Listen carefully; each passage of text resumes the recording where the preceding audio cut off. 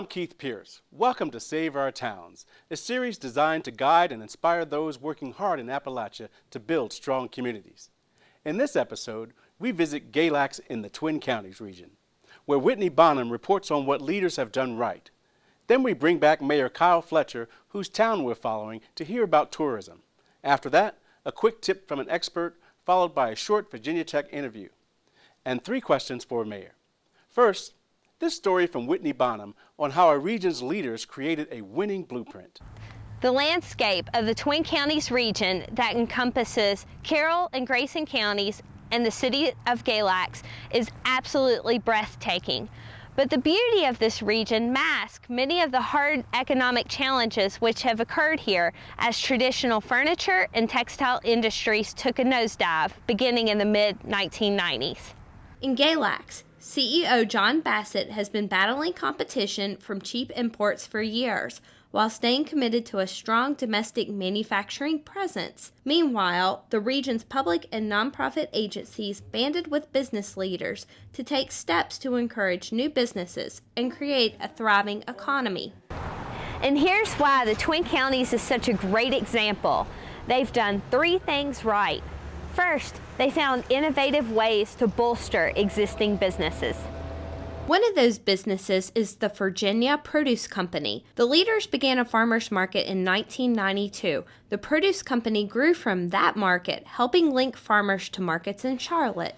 This provided 75 new jobs just this year for Twin Counties residents.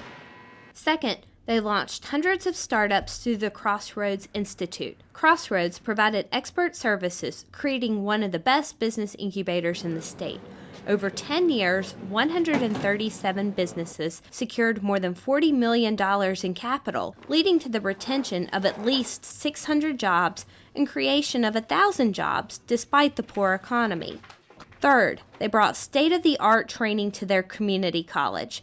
They set up a satellite campus of Whitfield Community College. The curriculum offers training in building trades, including energy technology, hands-on nursing, and a truck driving program. While many of the surrounding communities to this region have also faced hard challenges, this community has shown us that you can bounce back from challenging times. It takes hard work and dedication. So Save Our Town should not be a lofty goal for your community as well. Many mayors in Southwest Virginia are hoping to attract tourism dollars. Mayor Kyle Fletcher makes the case that St. Paul's is poised to promote its recreational assets. Across Appalachia, communities are banking on mountain views and trails to form the foundations of tourism. Mayor Kyle Fletcher says St. Paul lacks places for visitors to stay, but he hopes the town can capitalize on its location. St. Paul looks at it this way. We're only 40 minutes from the breaks. We're on the Trail of Lonesome Pine. We have the Clinch River, which is the most biodiverse river in the world. In addition to 75 miles of ATV trails, St. Paul has recently rebuilt the town park. All that recreation adds up to tourist dollars. And don't forget the railroads. One day you'll see the railroads. We know now that railroads are going to come back to Roanoke and they'll eventually go to Bristol. We may even see tourist trains. Tourism won't save Southwest Virginia's economy, as critics say, but Fletcher is undaunted. It may not be the total savior, but if without it, you don't have any savior. Here's a quick tip from someone who traveled outside of the region, describing how even a short trip abroad can lead to great ideas.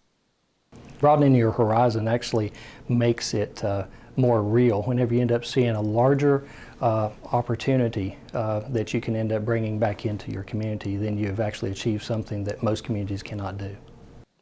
You can read the complete interview with more advice from Gary LaRoe at the Save Our Towns website. Click on the Connect with Experts tab.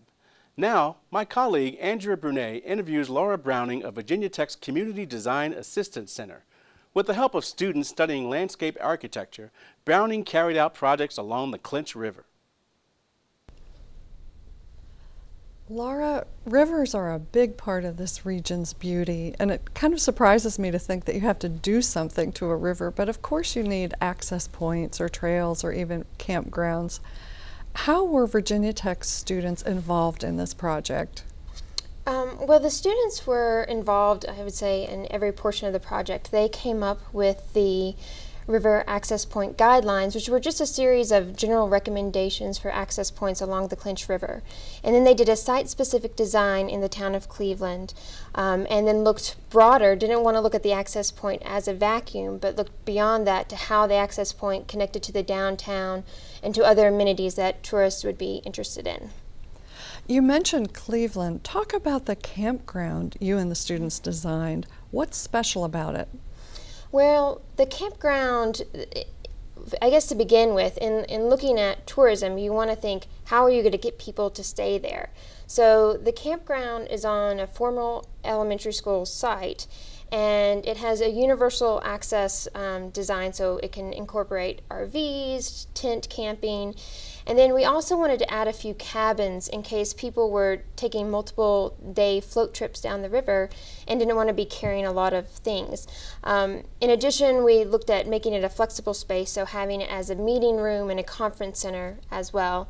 And then I think one of the things that people don't think about, but is important to mention, is keeping that riparian buffer. So we really were environmentally sensitive when designing the site. You have a lot of photos of students interacting with the various communities. Mm-hmm. Did the towns appreciate that? I like to think that they did. I certainly believe so. One thing about the Community Design Assistance Center is that we incorporate community participation at all levels of our design. So if you come into a community and say, this is what you need to do it, that's not going to get the same sort of response as if you are asked them what they want and have them participate in the visioning process. It makes it for a much stronger design and has a lot more leverage behind it. Mm-hmm. So for the town of Richlands, you designed a pocket park. Mm-hmm. What is that? Well, a pocket park is usually describes a small piece of land. It's usually in an urban setting, they're not always, but it's usually a vacant piece of property or an irregular shaped piece of property that is just not being used for anything. It's kind of the overlooked pieces of land. And so then you can use it to develop different types of parks. And so we did one in Richlands right next to the river where people could come and have their lunch and just enjoy being by the water. Did the towns take your advice that they should band together and market the river as a recreational asset as a region as opposed to just one town at a time? Yes, they definitely did. And I would say that the town of Cleveland in general was unusual in that they were already looking on a regional scale with the Clinch River Valley Initiative, which is a group of communities that come together around the Clinch River itself and ways of marketing it. They definitely did, but that's unusual. Generally, we do have to kind of work with communities to look beyond their borders, for sure. Thank you very much for telling us more about this project. Thank you. Each month, we'll ask 3 questions of a town manager or a mayor. For this Q&A, we stayed in the Twin Counties region. Hi, I'm C.M. Mitchell, Mayor, City of Galax.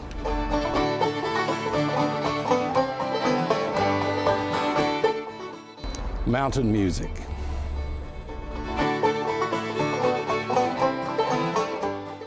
Mountain music is a really good thing because it's part of our culture here. And over the years, we have built our tourism industry and tourism programs around the culture of mountain and bluegrass music that is really indigenous to this part of the country. Small towns face many challenges. The economic development and re-engineering our local economy is one of the great challenges that faces local government and faces our citizens as well. Over the years, the economy has changed, manufacturing techniques have changed, sales techniques have changed, even for retailers. And so training workforce is incredibly important to re-engineering our economy. For more resources and contact information for the experts we interview, go to the Save Our Towns website. You can also share your stories there. Send your thoughts on this show to saveourtowns@vt.edu. This is episode 2. Be sure to join us next time. Thanks for watching.